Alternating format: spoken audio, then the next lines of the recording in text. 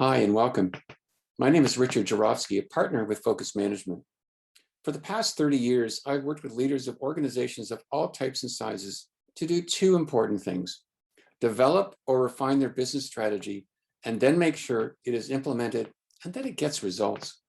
Now, this is the first in a series of videos that you'll see from me on a variety of topics, all related to strategy and execution. The first few are about your customer value proposition. I call them, it's like falling in love. Now, let me set this one up with a bit of a story.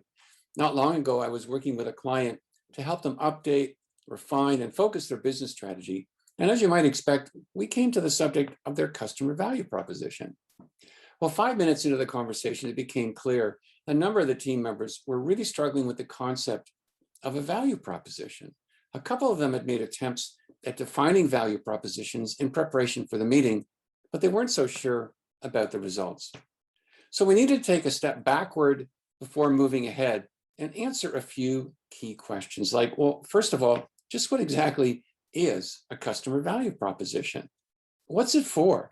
What's the real point? Is it worth the trouble?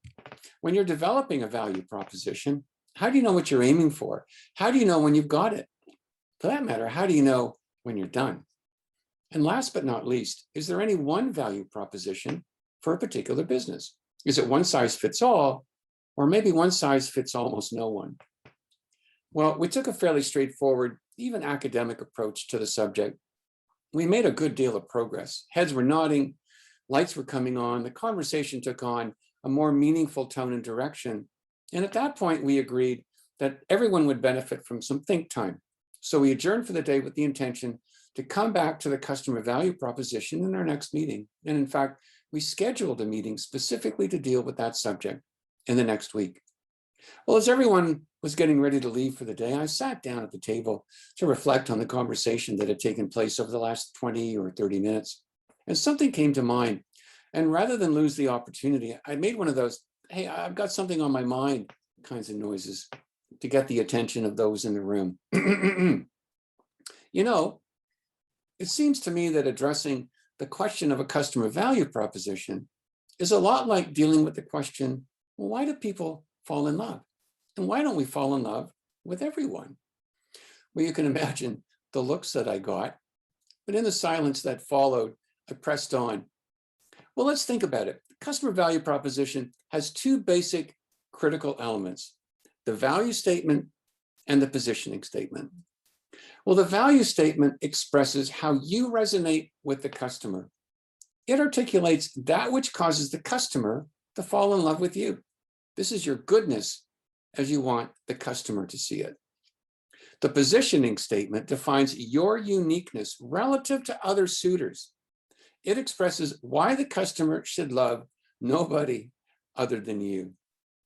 This is your specialness, and it sets you apart from others, those against whom you compete for the hearts and minds of your customers every day. Well, just as people fall in and out of love, your value proposition is neither eternal nor is it universally compelling.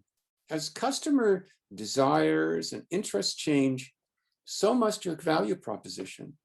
And the primary focus of the business, its critical mission, needs to be driven by that customer value proposition, defining it, mapping, extending it, and most important, relentlessly executing it day in and day out. So remember, if you don't have a strong and differentiated value proposition, your days, they're numbered. You need to fix that. You need to fix it now. In the next couple of installments, I'll address more of the questions I posed in the beginning of this video and dig into more of the details around how to create or tune up your customer value proposition. I hope you'll see me then.